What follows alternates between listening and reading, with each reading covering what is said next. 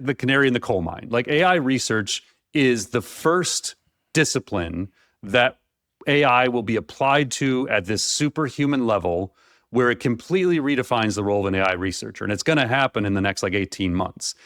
Whatever happens here, extract that out to whatever your profession is. And the same premise will then follow as soon as more resources, meaning money, gets thrown at your industry to do the same thing. Welcome to the Artificial Intelligence Show, the podcast that helps your business grow smarter by making AI approachable and actionable. My name is Paul Reitzer. I'm the founder and CEO of SmarterX and Marketing AI Institute, and I'm your host. Each week, I'm joined by my co-host and SmarterX Chief Content Officer, Mike Kaput, as we break down all the AI news that matters and give you insights and perspectives that you can use to advance your company and your career. Join us as we accelerate AI literacy for all. Welcome to episode 218 of the Artificial Intelligence Show. I'm your host, Paul Reitzer, along with my co-host, Mike Kaput. We're recording Monday, June 8th, right around 9 a.m. Eastern Time. Important timestamp this week because we expect a very busy week. We'll talk about some of the stuff that's coming, but we're definitely going to get insights into what the new Siri is going to look like from Apple. We are expecting multiple model releases, potentially from OpenAI and Anthropic.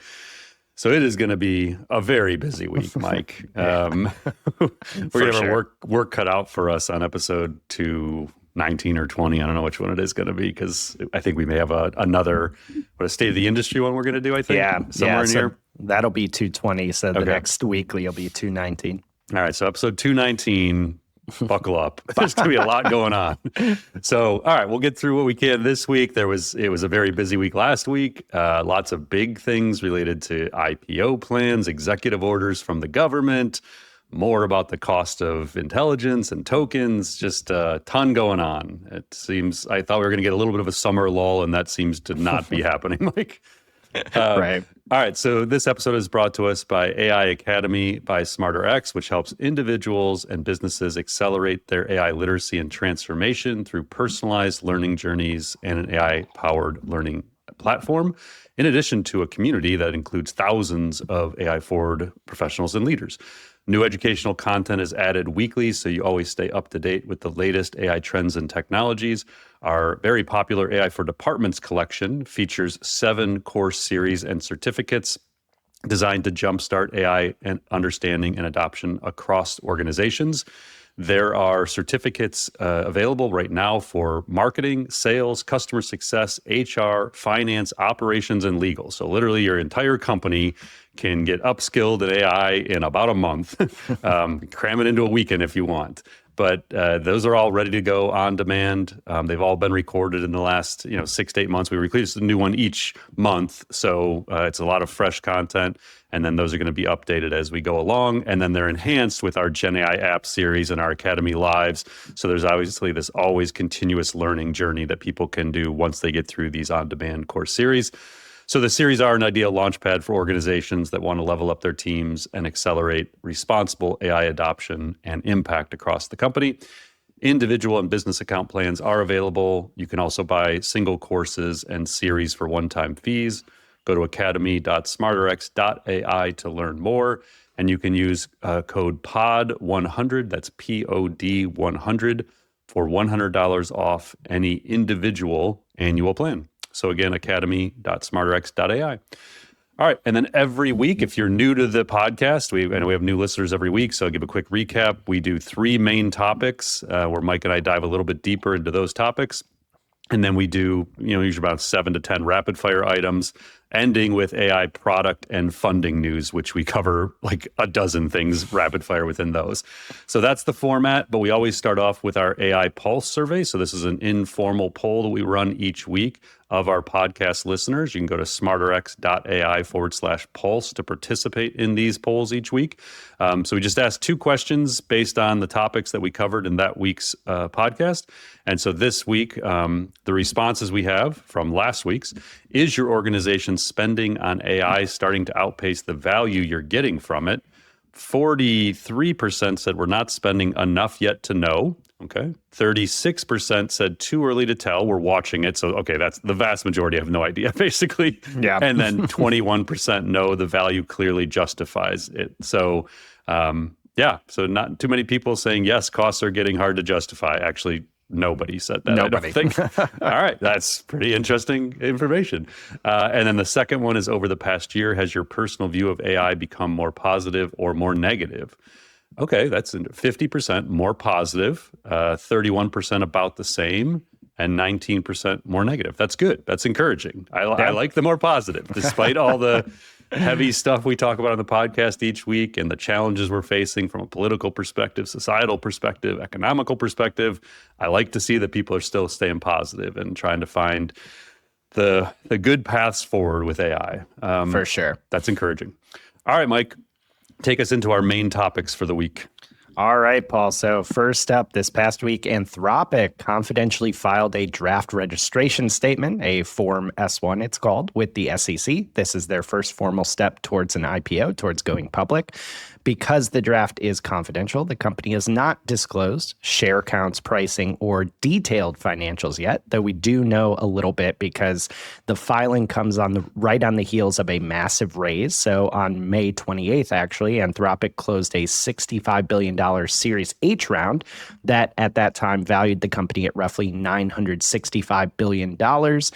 The business behind the filing has scaled quite fast. Anthropic said its run rate revenue has crossed $47 billion, and reporting indicates it is approaching its first profitable quarter. Now, interestingly, alongside this IPO news, which is very practical, there's also some very important, heavy, high-level stuff Anthropic's been talking about, because they published a piece concurrently from its in-house research arm, the Anthropic Institute, and it is titled "When AI Builds Itself." It is co-authored by Anthropic co-founder and head of policy, Jack Clark, and the piece argues that AI is now doing more and more of the work of building AI. It's moving the industry towards what is called recursive self-improvement, which we have talked about in the past on the podcast. To support this argument, Anthropic says more than 80% of the code that it now merges into its own code base is written by Claude,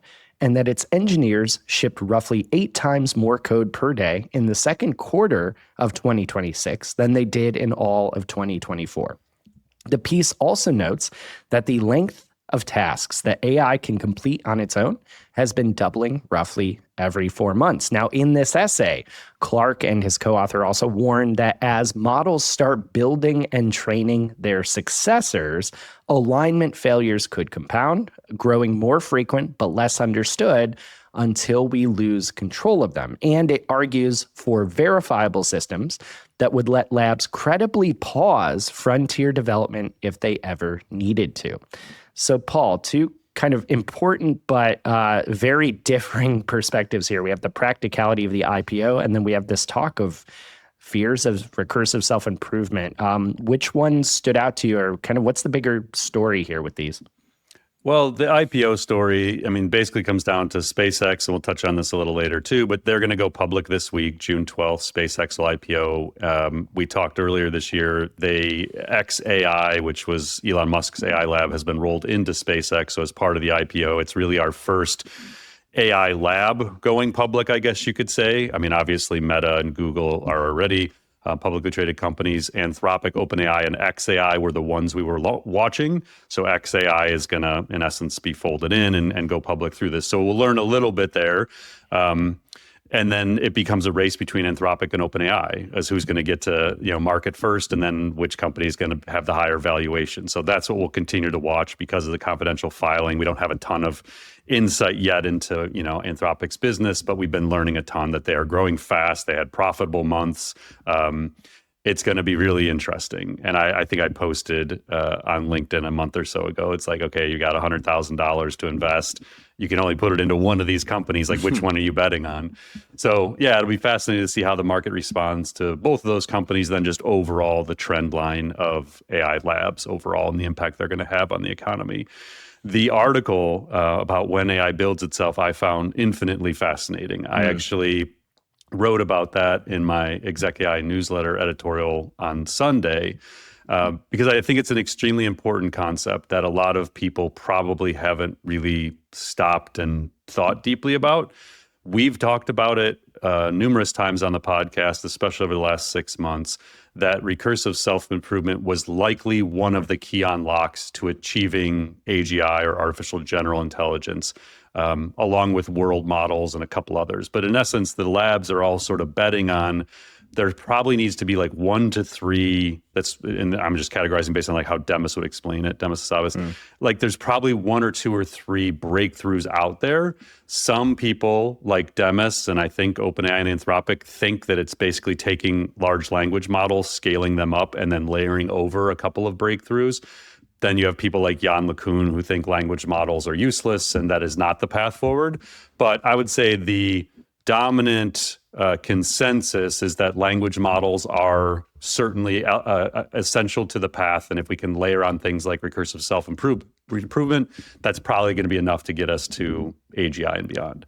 So what I'm going to do is I'll break down some of the key elements of that article, and I'm going to recommend people definitely go read it. You're probably going to have to read it a couple times. I think there's just a lot in there, and especially if it's a newer topic to you.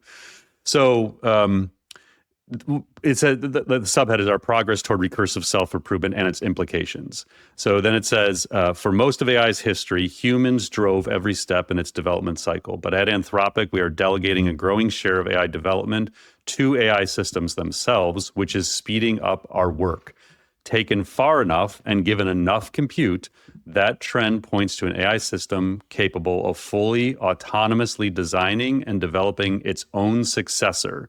This is called recursive self-improvement. We are not there yet, and recursive self-improvement is not inevitable, but it could come sooner than most institutions are prepared for. So just to stop and unpack that real quick, the models are being used to improve and create future models of themselves. Like they're absolutely, all the labs are using the current version of the best model to help develop the next model, but it's heavy involvement of AI researchers. Like they're very, very in the loop. What they're saying with recursive self-improvement is, in essence, the humans largely come out of the loop, and the model is, in essence, continually improving and rewriting its own next version. That's the basic premise. So what they then highlight, and you kind of alluded to this, Mike, is how fast these things are improving at this capability. So the models are improving way faster than they were 6 months ago, in part because they've gotten so good at coding. And this is directly impacting productivity. So Anthropic uses itself as sort of patient zero in a way. Like they're saying, hey, this is what we're seeing. So I'll call out a few elements of the article to highlight what they're saying about what's going on within Anthropic. And this is like how you and I might try and do this with Smarter X. We're trying to say, like, listen, you can look at all the studies and all the research in the world and all the thought leaders and all the experts who are claiming different things about jobs and the economy and all these things. What we always try to do is say, but we're living this every day. And like, what are we seeing? And so I always like when companies take this like very inward looking and saying, listen, the data may say something else, but like, here's what we're seeing. So they said the rate at which AI models improve is accelerating. The length of tasks that they can reliably complete on their own has been doubling roughly every 4 months, up from an earlier trend of doubling every 7 months. Now, that 7 months is a key stat that Mike and I have talked about many times over the last 18 months. That comes from Meter, which is an organization that actually studies the reliability of AI agents to do tasks that would take humans X amount of hours. So they look at a human expert and say, okay, it would take a human expert 4 hours to do this thing. The AI can complete that task way faster at a 50% reliability or an 80% reliability. So they look at how long a human would take, and then they say, can the AI do it? And how reliable is it for the AI to do it? So what they're saying is their internal data has gone from 7 months, which is what Meter showed, to 4 months, and it's dropping fast. They said in March 2024, Claude Opus 3 could complete software tasks that take humans about 4 minutes to complete. A year later, Claude Sonnet's 3.7 managed tasks that took about an hour and a half. A year after that, Claude Opus 4.6 managed 12-hour tasks. If this trend holds, tasks that take a skilled person days could come into the range this year. In 2027, AI systems could be capable of tasks that take a person weeks. Now, keep in mind, and Mike, you and I talk about this all the time, they're focused on AI research and development of like coding, programming stuff. But what we're always saying is like, this translates out to all knowledge work at some point. Like they're focused on AI research because that's what all the labs are trying to build first. But whatever happens there, you as a listener, like you need to extract that into your own industry. And it may be a year or 2 or 3 behind what they achieve with AI research, but the same premise holds true no matter if you're a lawyer or an HR professional or a CEO or like whatever it is, something that takes you weeks, you're going to start to be able to do in minutes through simple prompts. Okay, so then they say large performance gaps persist when it comes to Claude exercising judgment in choosing goals in both engineering and research. So they talk about building AI models takes 2 major disciplines, engineering and research. And what they're saying right now is the gap is the model doesn't have great judgment and taste yet. That's where humans still excel, but they don't see that as a scientific limitation, meaning like they think they can get there. It's just going to take a little bit longer. They said in April 2026, so just 2 months ago, Claude shipped over 800 fixes that reduced a class of API errors by a factor of 1,000. The engineer overseeing Claude estimated that a human would have taken 4 years to complete this work. Now, again, Incredible. this is computer stuff, but like, take that and extract it to other professions. On the most open-ended tasks, Claude's success rate reached 76% in May, up 50 percentage points in 6 months. Wow. So again, all of this is just like context that they are seeing rapid acceleration to the point where they have to write this article and say, we don't even have good intuition as to what this means in 2 years, but this is the data we're seeing. They then said in May 2025, Claude Opus 4 averaged a 3x speed up over the starting code. By April 2026, Claude Mythos Preview, which is the one we've talked a lot about over the last 2 months that was not released yet, may be released this week, but only like the government and some select people have access to this.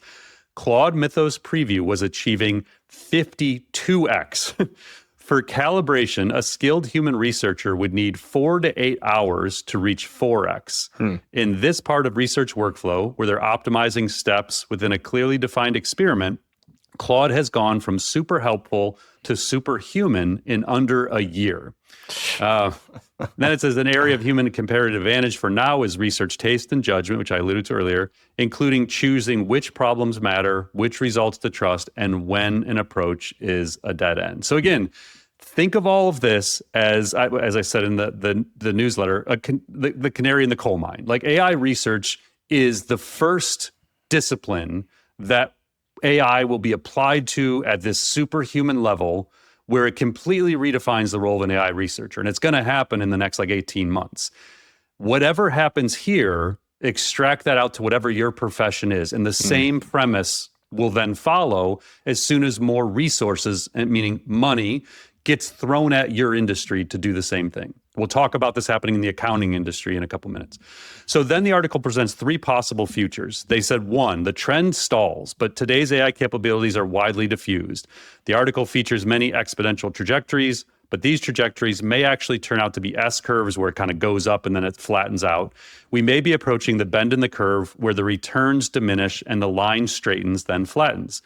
Even if model capabilities were frozen at today's level, we would expect major changes to occur in the world.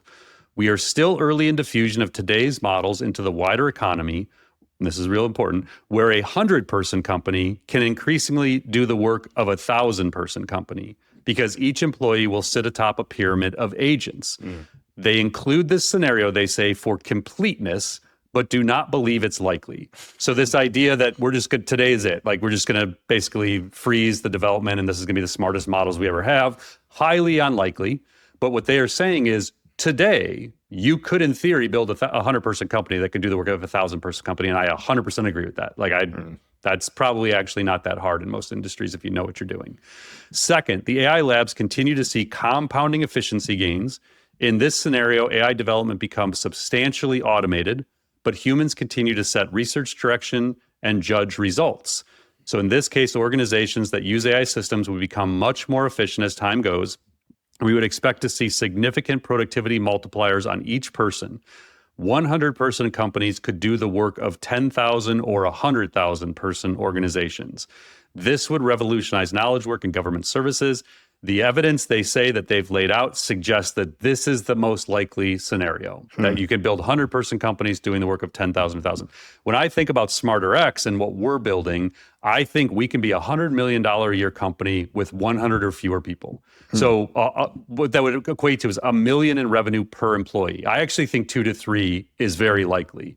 So you could build a $100 million company that traditionally might have taken 400, 500, 600 employees, 1,000 employees, with dramatically fewer people, because those people are going to be empowered by agents and they're going to orchestrate these agents. So I think that is very realistic. And especially if you're an AI native company that builds from the ground up, it's going to be a lot harder to compress down from a big company, like a 10,000 person company down, but it's going to be pretty, I don't know, easy is kind of not the right term, but like it's going to be a lot simpler to do it from the ground up.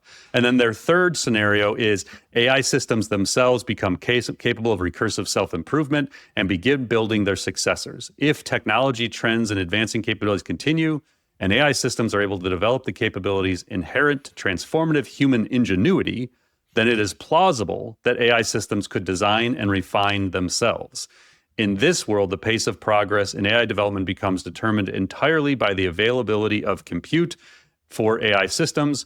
Humans play a substantially diminished role in their development, likely moving most of our efforts toward oversight, validation, and verification of an expanding virtual lab run by AI systems. And then they say, we do not have good intuitions for what this world would look like because our economy is currently driven by humans and human-built tools.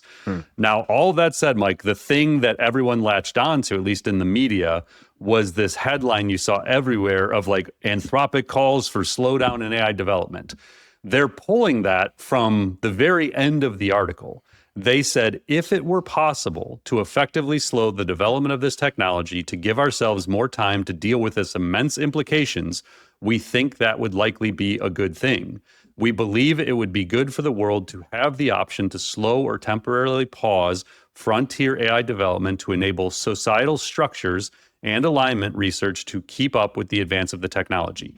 Demis Hassabis would 100% agree with them on this. He has said that publicly, as has other AI leaders. It's not happening. Like that, you can have as many articles about this as you want. You can have Congress get involved, which they're going to. You can have executive orders on this. That is not going to happen because China won't agree to it. And unless China agrees to it, and even then you need the frameworks to make sure that they're adhering to it. Right. So it's this whole thing, like you would first have to have all the infrastructure in place to monitor. It's like atomic weapons. You can monitor the enrichment of uranium. Like you can monitor if someone is adhering to a policy where we're going to slow down that stuff. AI wouldn't work that way. And so they presented some ideas and said like, hey, we're going to research and try and come up with ways to do this. But a slowdown just isn't going to happen. And even if it did, if publicly they said it was happening, no way. Like they would be doing it in using dark money and like hidden lab. Like the US government is not going to slow down no matter what they say publicly they're doing. And so people have to understand like that scenario 3, there's I mean, I'm even running out of like energy and chip availability are literally like the only two things I could think where the government doesn't like pour trillions into it. Like they will do whatever it takes to be the ones to build that thing, no matter how dangerous it is. So super important article. Like, I mean, I know we're spending a lot of time up front on this one, but I really think people need to comprehend the idea of recursive self-improvement and the fact that every major lab is pushing forward with it, even though they know how dangerous it may be. And just to reiterate a really important point you made, even if you're listening to this as a business leader and saying, look, this is sci-fi, I've got enough on my plate, like read it and imagine it's 5% true. And you have some thinking to do, I would argue. So, well, yeah. And even Mike, just like go to the bottom, go to the end of it and just read the 3 scenarios. Yep. the first scenario, like think about just that one, like 100-person company doing the work of 1,000-person company. And then think if you're a legacy company, like an existing enterprise, someone is building the 100-person version of your 1,000-person company. And how are you going to compete with them? So like you should be thinking about the other things, but you need to at least be solving for the reality of anyone can come up and build a competing version, an AI native version of your legacy company. Now, you may have product and distribution and things that are going to be really hard for them to replicate. And so not every industry is going to be just disrupted over the next 3 to 5 years per se. But in a lot of industries, there's not very many obstacles to someone just building a smarter, more efficient, more profitable version of your company. And that's going to put leaders in a really tough spot where they're going to have to make some very unpopular decisions around staffing structures and cost structures, because that's coming. Like that is, I don't even see that as debatable. It's inevitable across every industry. All right. So our next big topic this week, somewhat related to just how serious this is all getting, is this past week, President Trump signed an executive order titled Promoting Advanced Artificial Intelligence, Innovation, and Security. And this executive order says that frontier AI labs can now opt into a federal process to have their most powerful models designated as, quote, covered frontier models. If a model qualifies, the lab can give the government 30 days of early access before public release so that government agencies can evaluate its cybersecurity capabilities. Now, the White House Office of Science and Technology Policy made a point to say that it is not conducting oversight of all new models. And the White House has framed this process as applying only to models that represent a meaningful step change in cyber capabilities, not routine version updates.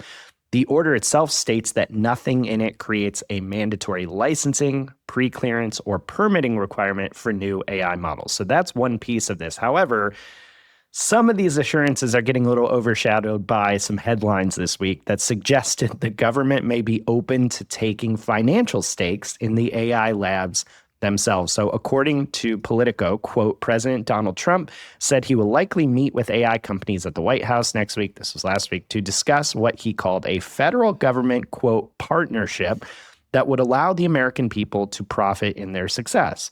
Also, according to Politico, quote, the policy concept, first reported by an outlet called Notice, which is actually, interestingly, a media firm founded and headed by Politico's former owner, quote, has been floated by OpenAI, which issued a policy paper backing a public wealth fund, and broadly discussed by Anthropic and billionaire Elon Musk, who runs xAI. Senator Bernie Sanders recently proposed a bill that would create a 50% government ownership in AI companies. Additional sources did stress these talks are really early.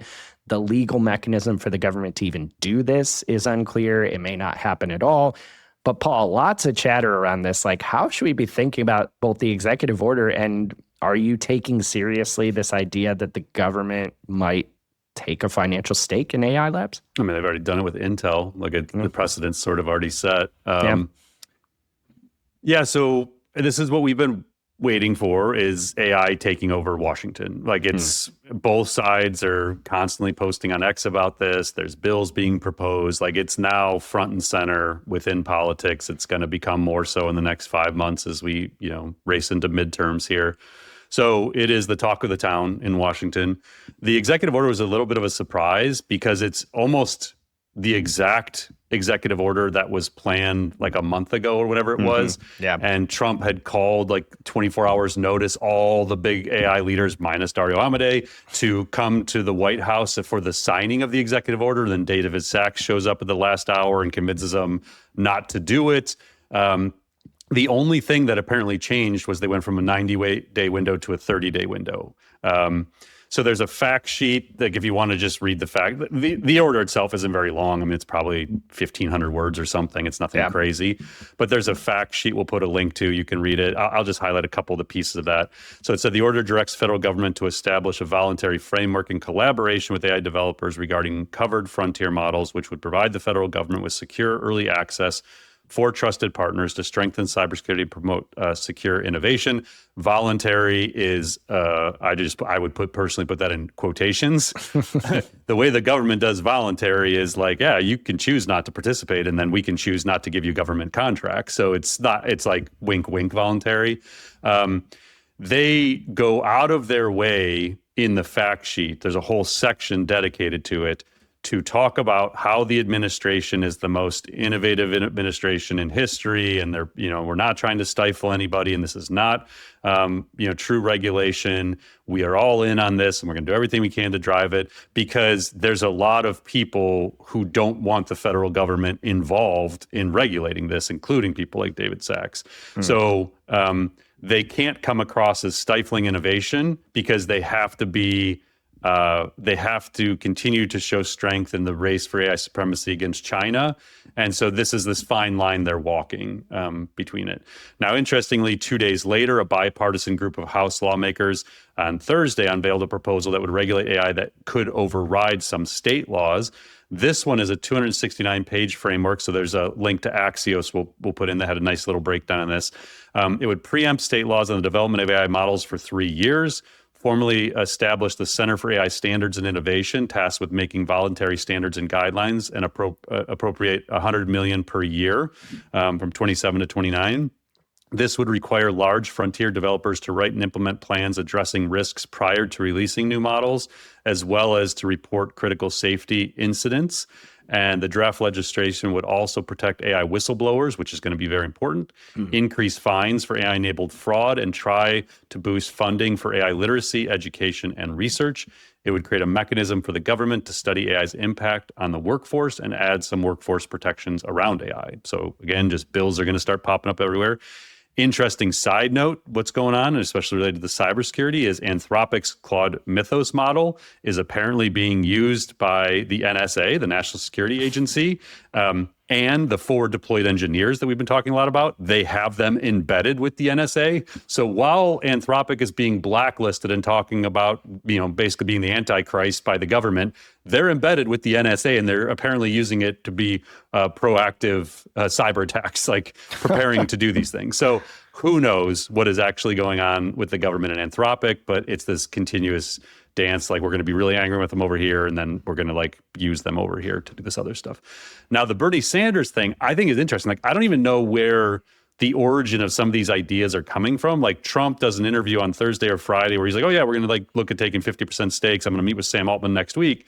But just 3 days prior, Sanders had an op-ed in the New York Times where he presented this idea. So I don't know if Trump's latching onto a Bernie Sanders idea, or if this came, I don't know. But Sanders' op-ed, that we'll link to, he said, AI will almost certainly be the most transformational technology in the history of the world. It will profoundly affect the life of every man, woman, and child in our country. It will bring, and is already bringing, unimaginable changes to our economy, our democracy, our emotional well-being, our environment, and how we educate and raise our children.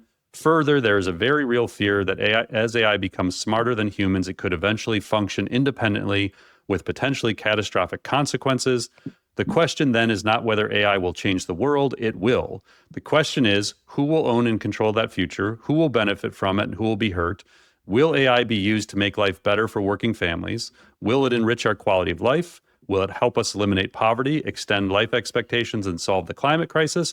Or will the future of humanity be determined by a handful of billionaires who have promoted and developed AI with virtually no democratic input, who stand to become even richer and more powerful than they are today? That is why I, Bernie Sanders, soon to be introducing the American AI Sovereign Wealth Fund Act. This legislation would give the public a direct ownership stake in the largest AI companies in our country. How? It would create a sovereign wealth fund through a one-time 50% tax, not on the profits of OpenAI, Anthropic, XAI, and other companies, but paid with something far more valuable, the stock. So again, I don't know if that the administration liked that idea and then they said, okay, yeah, let's go do that. I don't know. But this is, both sides are continuing to try and figure out their positions here. Are we for or against acceleration? Are we for or against government ownership? It's going to be really messy. But again, this is it's this bipartisan weird thing where people just aren't really sure because they don't really fully understand the implications. But obviously, they're starting to do a lot more research and paying a lot more attention to it.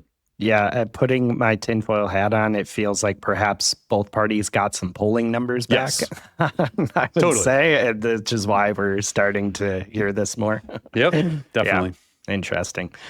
Man, very interesting times to have quickly gotten to talking so much about soft nationalization so quickly as well. I mean, I feel like, it was like 6 weeks ago or something where we're like, hey, it's going to start happening. And this would have been inconceivable really 6 months ago, right? It just becomes normal. And like 2 weeks later, it's like, oh yeah, the government taking a 50% stake in OpenAI is totally normal. It's like, wait, what? When did that become normal?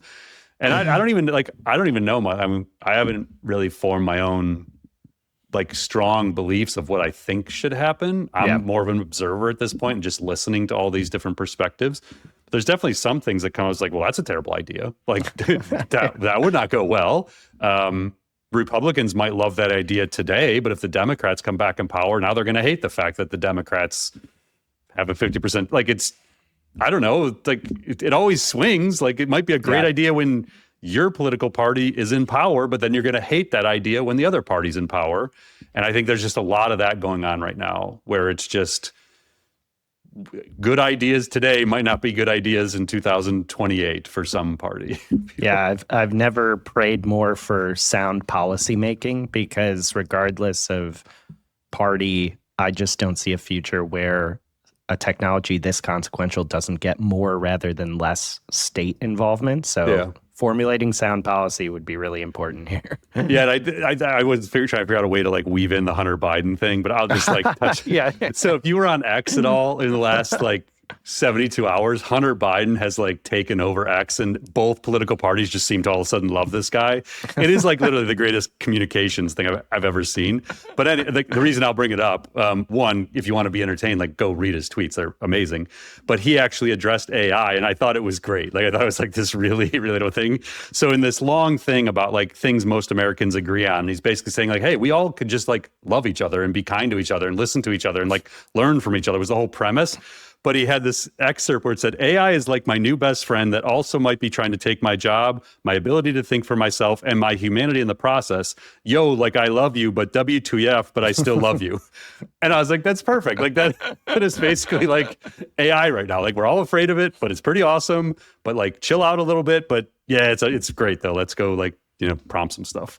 Yeah, it'd be wise for AI labs to take note that that's probably far closer to a reflection of your average person's feelings than the narratives being told one way or another. Agreed.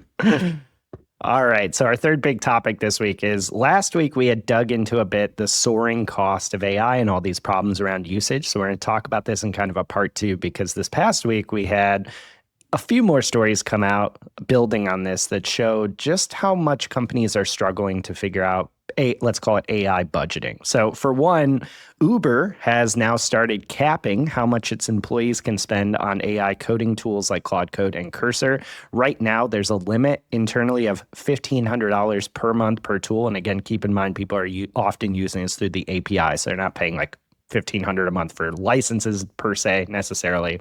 This is obviously directly related to what we talked about where Uber said it burned through its entire 2026 AI budget in about 4 months due to heavy usage. Uber's CEO has now come out and said, the company is being forced to adjust. Uber is now using, he says, the most expensive AI models for early experimentation, but plans to shift to cheaper or open source options as those use cases scale up. On a recent earnings call, they also said about 10% of Uber's code is now being written by AI. We had some commentary from Simon Willison, who's an AI expert we've cited quite a bit on the pod. He did a little math here that just might be interesting to people. He estimates that if an engineer, let's say at Uber, is actively using 2 of these tools, the cap works out to about $36,000 per year, which is roughly 11% of the $330,000 a typical Uber software engineer makes in total pay. He actually called this cap a rational response to overspending and noted that it actually shows how much value these tools deliver since people are clearly willing to run up bills this large. At the same time, we've got some reporting that showed the same issue is becoming a problem at Microsoft. This past week, Mustafa Suleyman, Microsoft's AI chief, told Bloomberg that, quote, Anthropic is extremely expensive. I think many people are urgently looking for alternatives. He said Microsoft pays Anthropic a lot of money and that the company's goal is to reduce and ultimately eliminate that cost. To that end, Microsoft announced 7 of its own in-house AI models, including one that it claims matches Anthropic's Claude Opus 4.6 on a popular coding test at a lower price. We're also hearing about companies trying to build workarounds to solve this. For instance, the AI coding company Factory announced a new feature it calls Factory Router, which automatically picks the cheapest capable model for each task. They claim it keeps top-tier performance while cutting costs by 25%. So, Paul, we talked about this at length. It sounds like people are trying to explore different options here. What did you make of all the developments on the AI usage and spending front? Yeah, just continue to be a trending topic. Again, like a lot of where I get my information, a lot of where I'm trying to kind of like analyze trends and figure out the things that are going to be really relevant for our audiences and the stuff to talk about the show comes from X. So I've shared this before, but I have highly curated lists of AI tech companies and AI researchers, entrepreneurs, journalists, things like that. And then I get alerts to it's probably north of 400 accounts now. And that's largely the way I monitor what's going on. And then I track those and grab links and put them into a sandbox for Mike and I each week. And so this is one that's just like all over my feed right now of the accounts that I get alerts for. And I get that that's usually months ahead of like what the mainstream media might pick up on as stories, but I think X is actually a really good signal for what's going to be really important. So Business Insider had an article where they talked about Sam Altman saying that the top token leader at OpenAI is about 100 billion tokens a month. But in some other examples, OpenAI employees seem to spend even more than the 100 billion. Peter Steinberger's screenshot showed 603 billion tokens spent in 30 days. And the New York Times reported that one OpenAI employee spent 210 billion tokens in a week. So now, like, if you're not familiar with tokens, in essence, they're just like running agents on loops, like all day long. They just have agents going, and it's like infinite use of the API, or, you know, in this case, they're sitting within OpenAI. They have this infinite access to burn as many tokens as they want, and they're just like running all of these things simultaneously. It's the only way you could possibly do that. So, but then Sam, I thought, was a very interesting and very vulnerable thing to admit. He said the cost question came up quite suddenly. At the beginning of 2026, so just 6 months ago, the issue never came up. And there's a quote from him, the issue never came up. And then he said, quote, people were totally happy with the amount they were spending. Now AI costs are, quote, a huge issue. So out of nowhere, companies are now talking to OpenAI all the time about the spend of these tokens. Sierra, which we've talked about numerous times, Brett Taylor, who is the chairman of OpenAI's board, runs Sierra. They had an article come out called Outcome Maxing. So they've been very outspoken about the need for outcome-based pricing rather than token-based pricing or metered pricing. And so they said that traditional enterprise software is about productivity tools for teams. Given AI can do the work, customers should pay for outcomes, not usage. They said the SaaSpocalypse that we touched on at the beginning of the year, as it has been dubbed, is the market internalizing that the future is not productivity tools for teams, but AI agents that deliver outcomes. Outcome-based pricing is more complex than seat-based or consumption pricing. Operationally, contractually, accounting-wise, people telling you it's simple are selling something. It only works where the software is highly autonomous and highly attributable. If the work isn't autonomous, you're really just selling a tool, and the tool's priced by usage or by seat. If the outcome can't be cleanly attributed to the software, you'll get into an endless debate. So then they linked to an article I had not read yet that I thought was really good. So I'm not going to spend a lot of time on this, but if you're interested in this, based on your company is trying to figure out how to pay for AI technology, or you're a software company that's trying to figure out how to charge for AI stuff, or you're a service company that's sort of in the middle, there's this really good article from earlier this year. It's called Charging for Intelligence, How to Price AI Software. MCAP is the URL. But again, we'll put the link in. So they talked about founders that are specifically writing for like software companies that are trying to charge for this, are wrestling with the fundamental question about value capture in the AI era, including should I use seat, usage, or outcome-based pricing, or a hybrid? How do I price when my product replaces human labor? How should falling large language model costs factor into my pricing strategy? So today's model, let's say 4.8 or whatever, Claude 4.8 or 4.7, whatever number we're on this week. I think we're about to get 4.8 or 5. That it'll cost 10x less to deliver in 6 to 12 months. So like, how do we factor that in? That the models just keep getting cheaper, but then the frontier model is going to keep getting more expensive. Like the best model is going to get more expensive. So they said to help answer these questions, Jake Saper, general partner at Emergence Capital, which is probably MCAP, hosted a lively discussion at the Emergence offices with two of the best minds in pricing, Madhavan Ramajan and Josh Bloom, both general partners at 49 Elms Ventures and former managing partners at Simon Kucher. They advised 500 plus companies on pricing. Madhavan also wrote Monetizing Innovation, the most widely read book on pricing strategy. And I thought it was really interesting. They broke pricing into two categories. Autonomy. So how independently does the AI operate? Does it augment human or replace them entirely? And then attribution. How clearly can the AI's actions be linked to measurable outcomes? So it's not as simple as like, hey, let's just do outcome pricing, where we're monitoring outcomes, or usage-based pricing, or seat pricing, or human replacement pricing. You actually have to look at what is the AI enabling? Is it when it does the thing, we can directly attribute it to a value? It's an A equals B thing. Or is it like not so clear exactly what it does? And based on the attribution level, it actually starts to dictate whether a seat-based pricing, a usage-based pricing, or outcome is preferable. But obviously, the human labor replacement cost is really easy to understand, as is outcome if you can do it.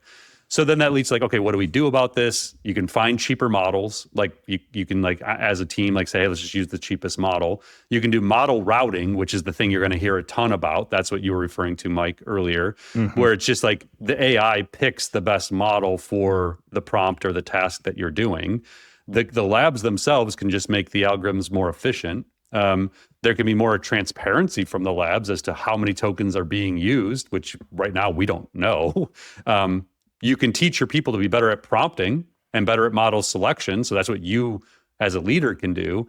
And then the thing I was thinking about as you were talking, Mike, and doing this intro is like, you almost need to do this token analysis by roles and workflows where when I'm going to say, okay, we're going to give the sales team access to Claude. Here's what the standard salesperson would do in a day. Here's the 25 tasks they're going to use Claude for.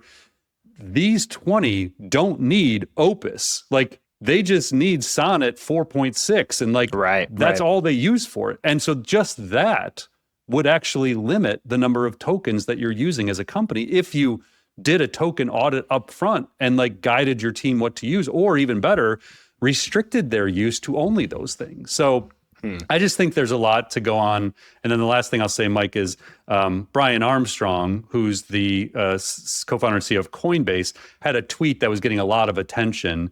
And he said that, where this kind of all goes, at Coinbase, they're working hard on routing prompts to cheaper models where appropriate, and in some cases have been able to keep costs roughly flat while token usage continues to grow exponentially. So he had some other thoughts in that tweet, but the basic premise he said is like, we're just trying to route it to like cheaper models when they don't need the most advanced model to be used. So it's early, but a lot of companies are going to be racing to try and solve for this. And there's going to be a lot of pressure on these labs to figure it out. And it's going to be one of the big questions when they IPO is like, hey, aren't people just going to start using open source models to do 80% of the work because your models are really expensive?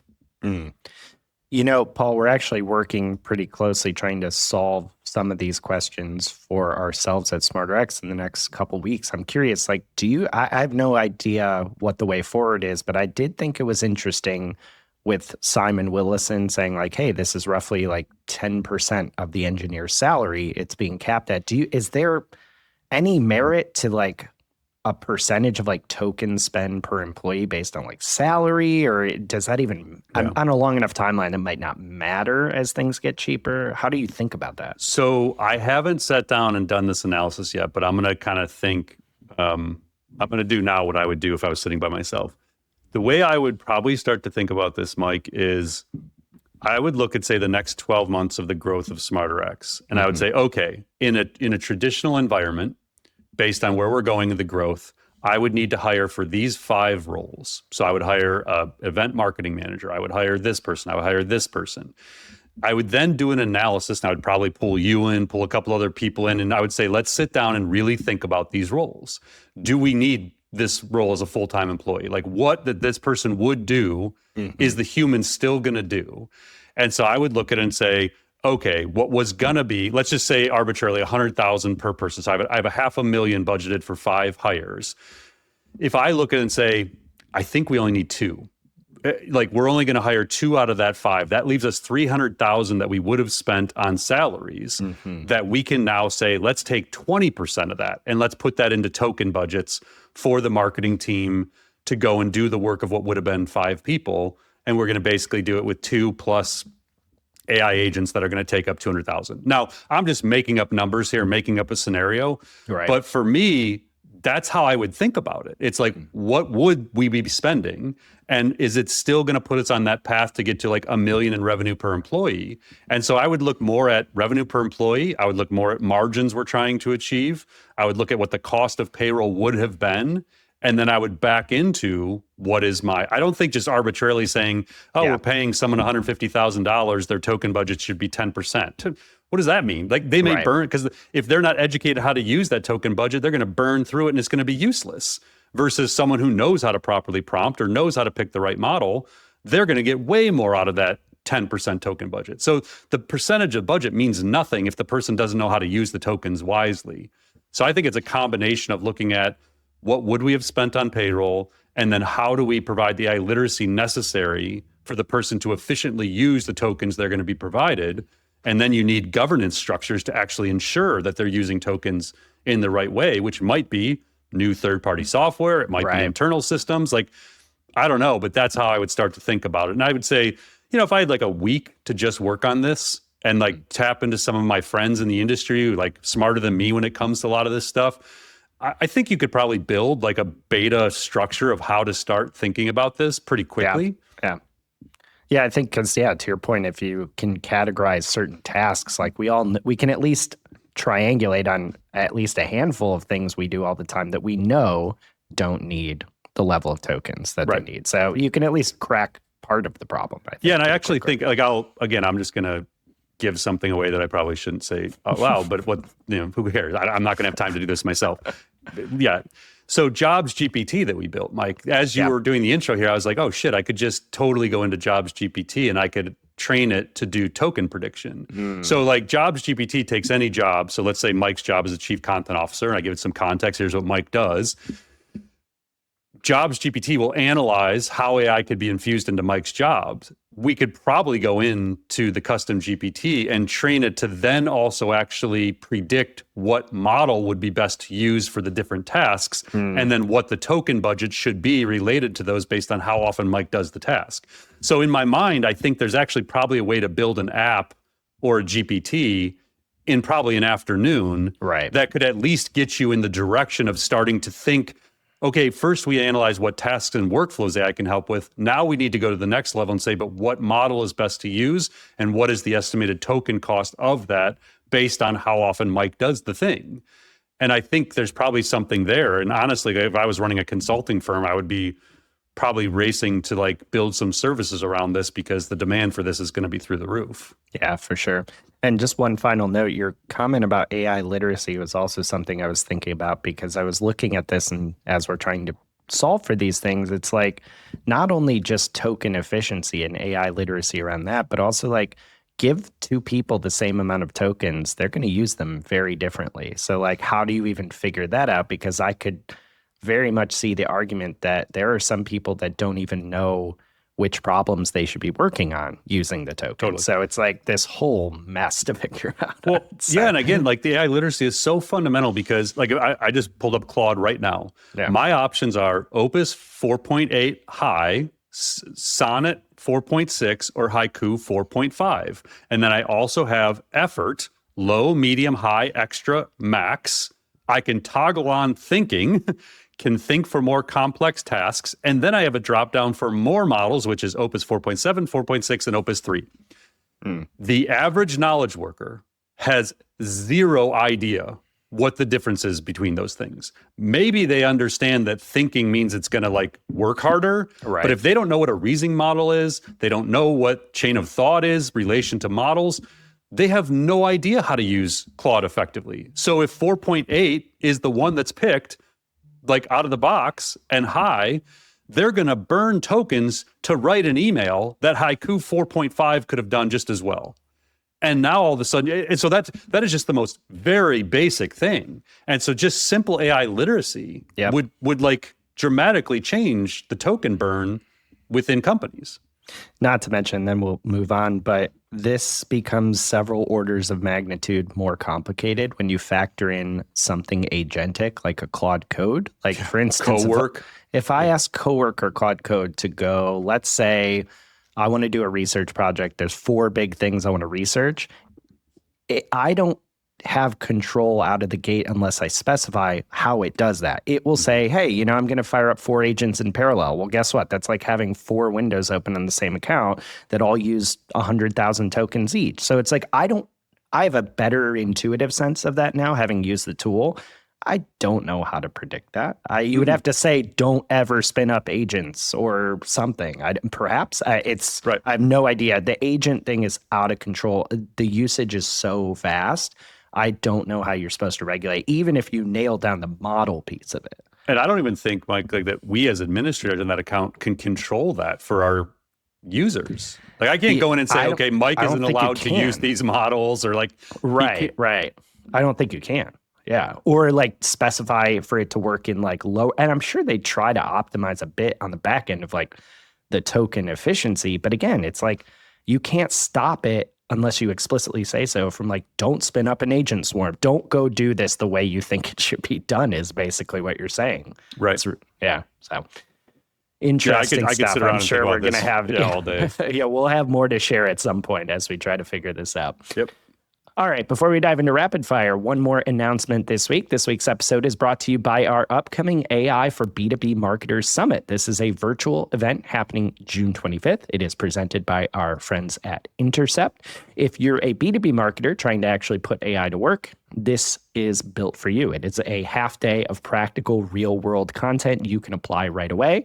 Obviously, AI is quickly becoming standard in B2B marketing, so this event is designed to help you stay ahead of it. And during the summit, you'll learn things like how to create better customer experiences with AI, accelerate your content with AI, align sales and marketing with AI, build the right team structures, roles, and workflows for AI adoption, and navigate some of the harder parts of AI like ethics, transparency, and data security. So this event actually, thanks to our sponsors, has a free registration option if you're interested. So head on over to b2bsummit.ai, b2bsummit.ai to register and save your spot for June 25th.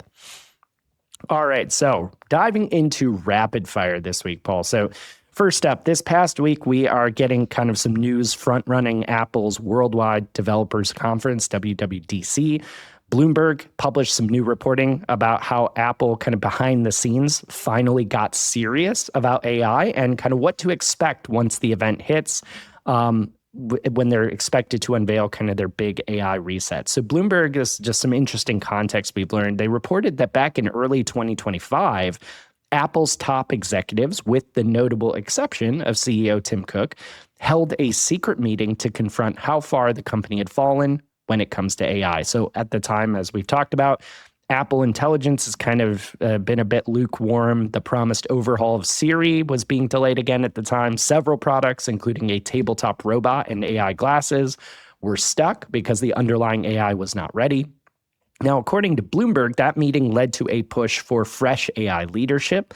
Cook himself became far more directly involved in the company's AI roadmap. And so at WWDC, this is where Apple is hoping for a turnaround. So at the event, Apple is making its AI turnaround a centerpiece. The showcase will be on a completely rebuilt Siri that is, at least hopefully, fully AI forward. This includes something we have previously reported on, which is Apple is actually set to pay Google around $1 billion a year for a custom version of its Gemini model to power Siri's cloud features, along with Apple's own on-device models. iOS 27 is also expected to let people pick third-party models like Gemini, Claude, and ChatGPT through a new system-wide search or ask interface. So, Paul, after years at this point of Apple kind of falling behind on AI, like what are you hoping to see at WWDC? Just something more functional than we have. Like, it's not hard to improve on Siri. It's a relatively useless technology for the most part. So I don't know. This reporting was somewhat shocking to me. Like, I mean, we've been talking about how far Apple was behind since 2023, like when ChatGPT really started exploding, and it's like, where's Apple in all this? And the fact that the early 2025 is when this like secret meeting happened. Like, where were they for like 2 years?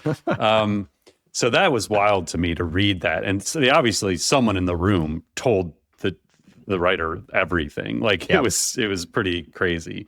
So I think that we're going to get a much better version of Siri. I think it's going to be good. I don't think it's going to be like life-changing, replacing your use of ChatGPT or Claude or anything like that. But the idea of an always-on assistant that's connected to the tools and apps on your phone and able to do things and hopefully go through a chain of thought and not just, give you the weather or the wrong song you asked for when you're driving and you ask Apple Music for something.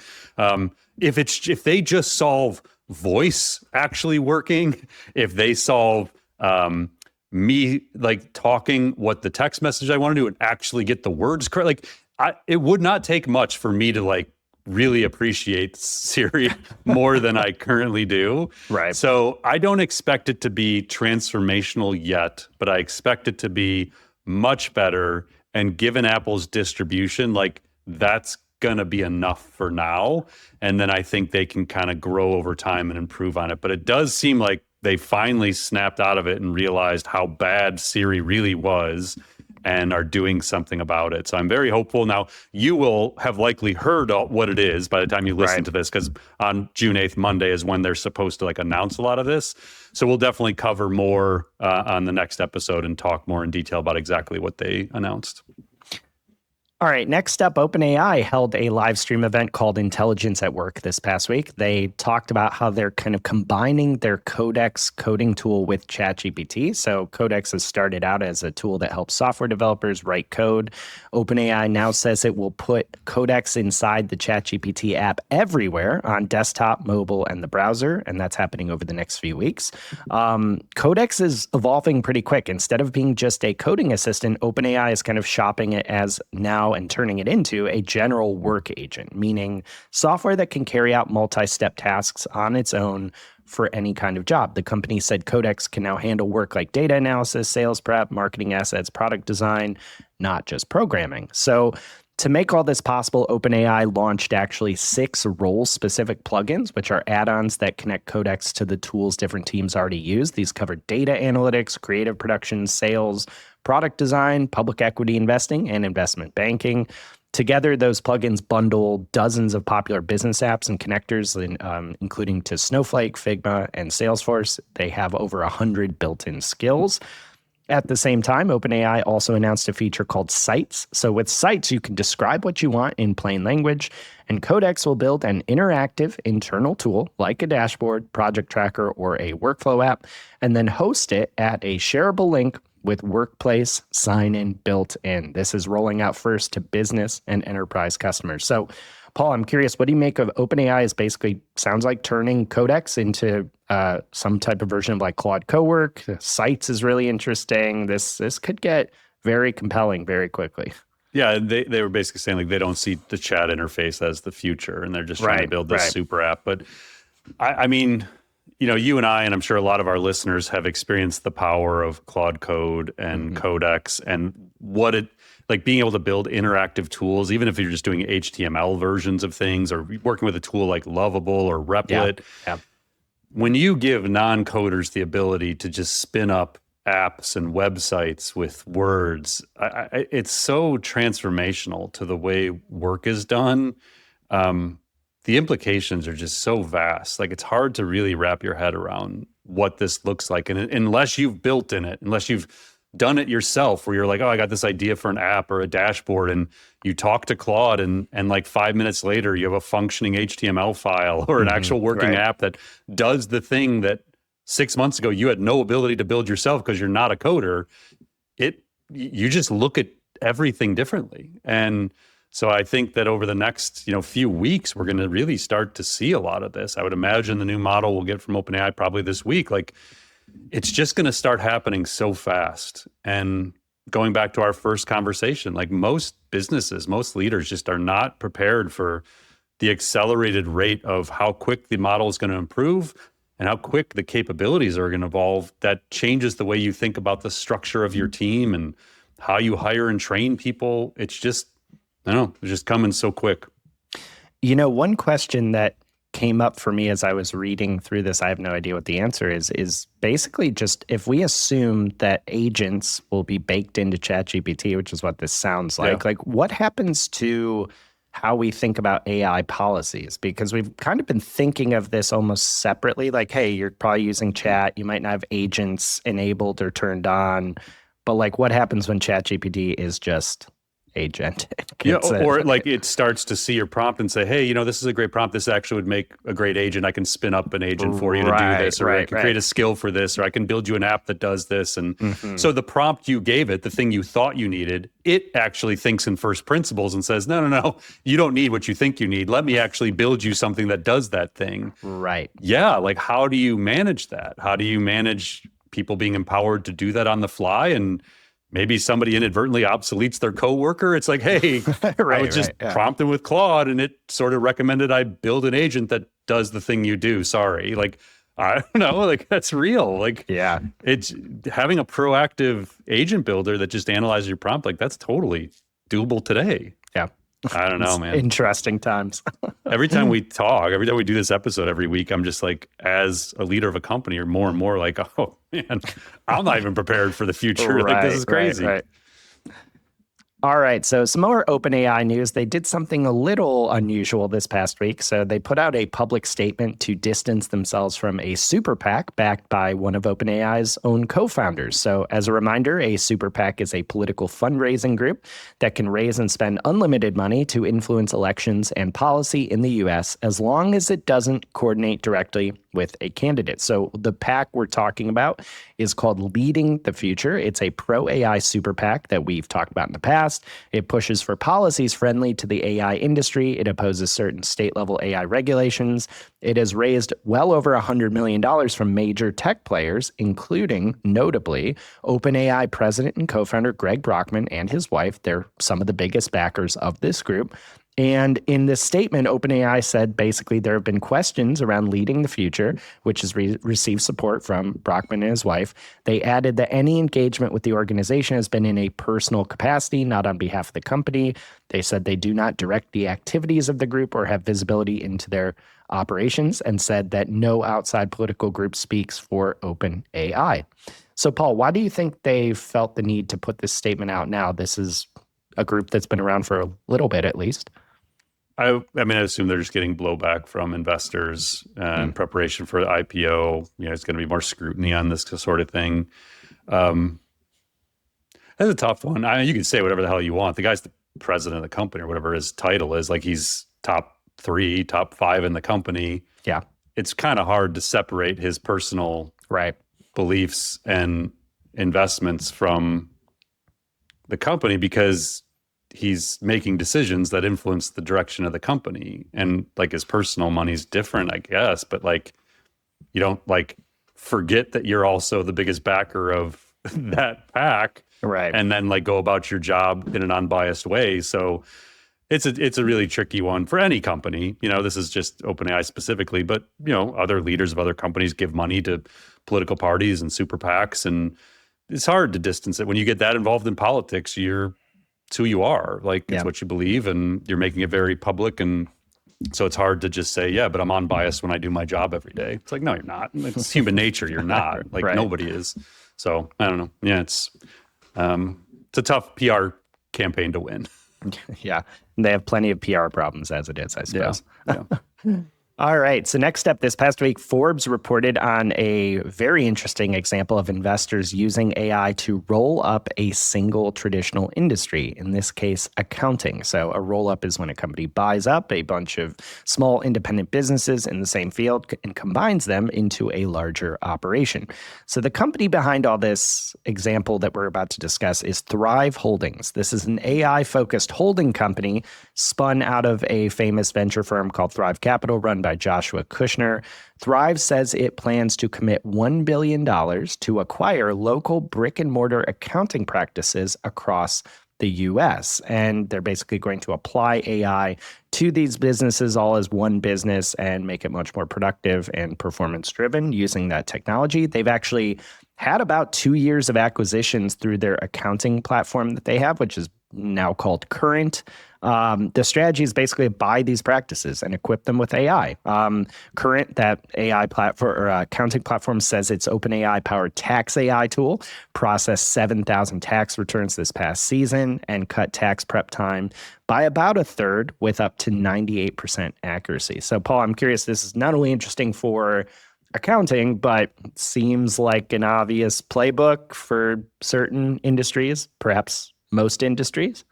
Yeah, this is the thing we've been, talking a lot about for years is if you're private equity, this is the play. You just pick an industry and you go in and you roll up firms and you unlock margins and just apply AI. Like this is, again, it's like an inevitable thing. This is what's going to happen across industries. Now, the accounting industry is ripe for it because they actually have a talent shortage. So the article says as the number of CPA candidates declined 30% between 2016 and 2021, the need for AI became greater. Like it's a demanding industry. They work long hours, especially during tax season. There's a lot of monotonous work, like data-driven work, where you're just doing these repetitive processes. And so if you can infuse AI that can all of a sudden start taking some of that burden off, one, it helps with this gap in talent, but two, it actually accelerates the automation of the industry completely, or to a large degree. So I think it's a good article for people to read if you want to, again, you may not be in the accounting industry, but look at this as an example of what's going to happen, because the tax AI that they're talking about was just specifically trained, for the tax returns. And I think it was like these, I forget the exact thing that they did it on, but it was a very like niche, the 1040 and 1041 tax returns. So like a very tedious area, but they proved it could work there. And now it's like, okay, now we're going to expand it out and we're going to go to like all functions in accounting. So this is what'll happen. Like you're just going to have PE firms or venture capital firms that just, or I don't know, venture studios who they just build AI native versions of something, or they just go roll up existing ones and then they infuse AI into them and they just make the industry more efficient, more productive, and hopefully more innovative. But it's kind of like the AI researcher thing. Like you got to watch for these early instances of it and then try and extrapolate, okay, what's that going to mean when they take this out further and start going into these other areas? Mm-hmm. All right, next up, some AI and higher education updates. So a few different stories we're kind of tracking here. So there's a piece in New York Times Magazine that took a look at how AI is reshaping American universities. So they actually did a deep dive into California State University, because this is a university system which we had reported on a while ago that spent nearly $17 million on a deal with OpenAI to provide 500,000 licenses of ChatGPT to students, faculty, and administrators. At the time, this was described as the largest single institution deployment of ChatGPT in the world.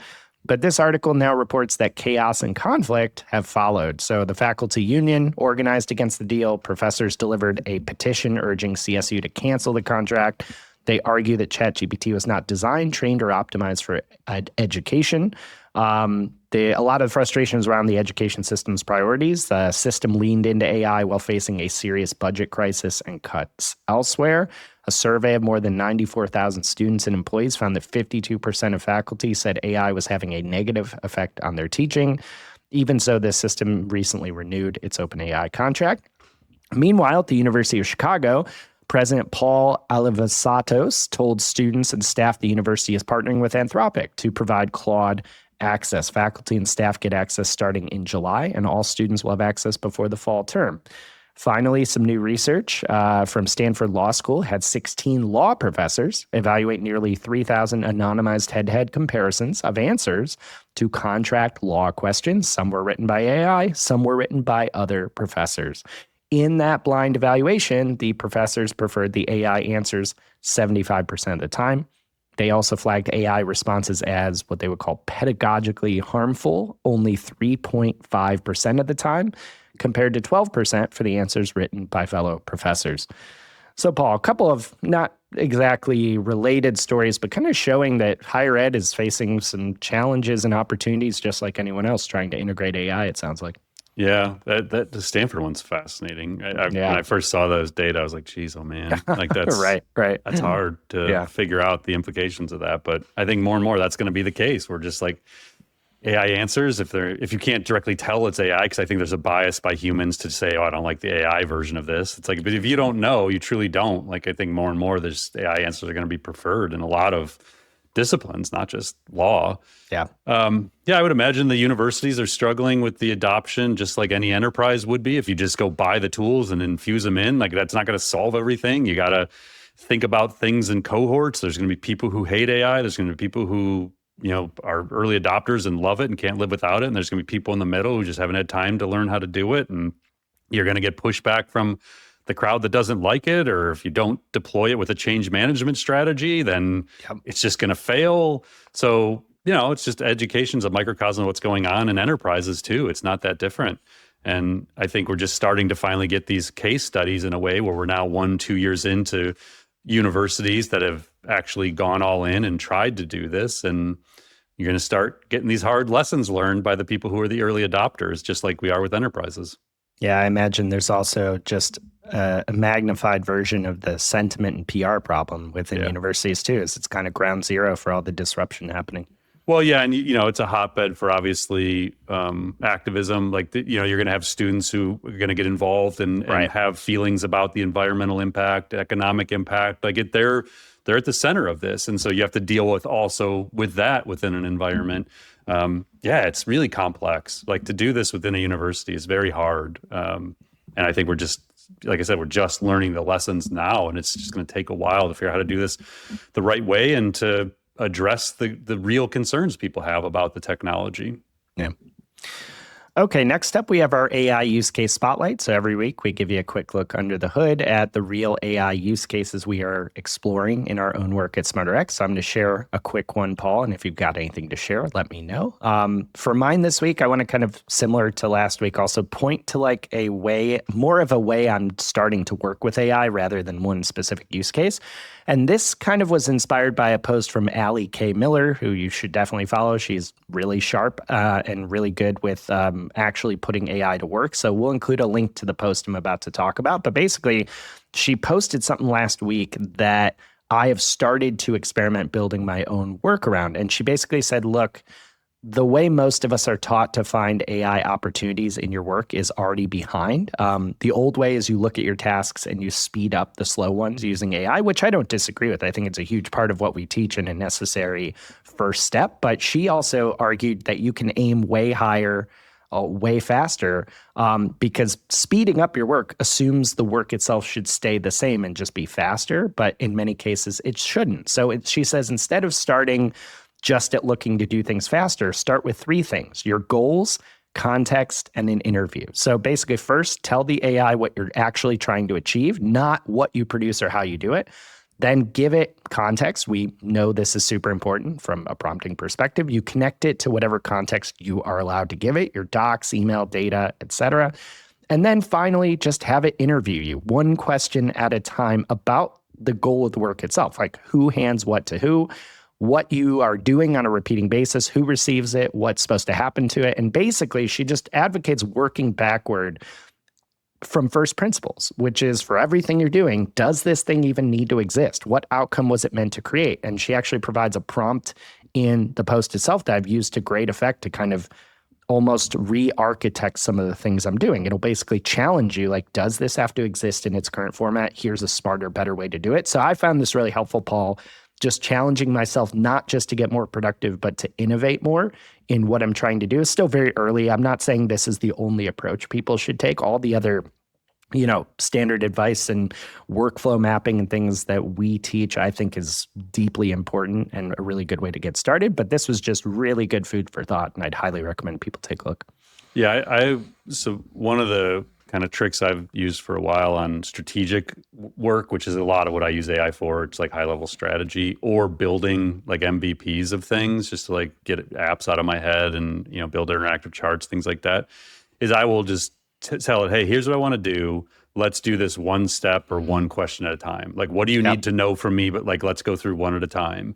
And it's very therapeutic. It's very helpful as like, someone who's trying to think about something, to just have it do, because AI wants to just solve stuff for you. It wants to just give you the plan or give you, here's the 20 questions. Like, that doesn't do anything. Like, let's just go through this a step at a time.